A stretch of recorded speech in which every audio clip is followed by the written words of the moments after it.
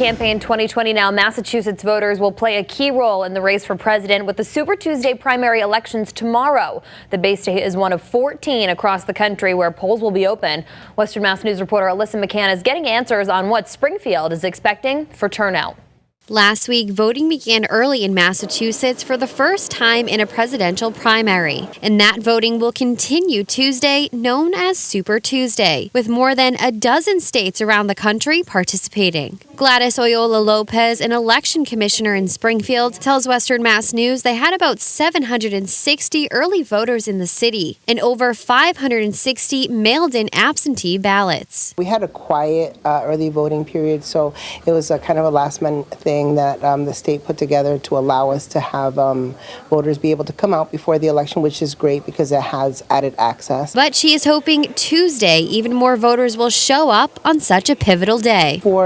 Here for the city of Springfield, it really is a day that we see all of the people who are looking to kind of cast their ballots for, especially president and vice president. If you take a look at the Democratic and Republican ballots, many of the candidates have dropped out of the presidential race, but their names are still there. If you voted early for someone who's no longer on the ballot, many are wondering what happens to your vote. That's the ballot you cast. If there's an early vote, that's who they voted for. The vote will still go to that person even though they're not a candidate any longer. And it's just kind of clearing up that confusion. Oyola Lopez says this year, compared to years past, she feels there is more momentum leading up to Super Tuesday, with candidates dropping out and some even paying a visit to the city of Springfield. We've seen a lot of people door knocking this weekend.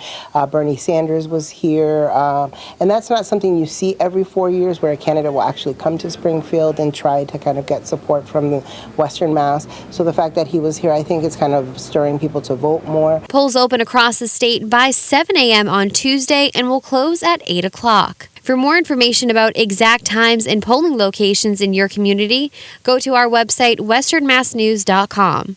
For Western Mass News, I'm Alyssa McCann.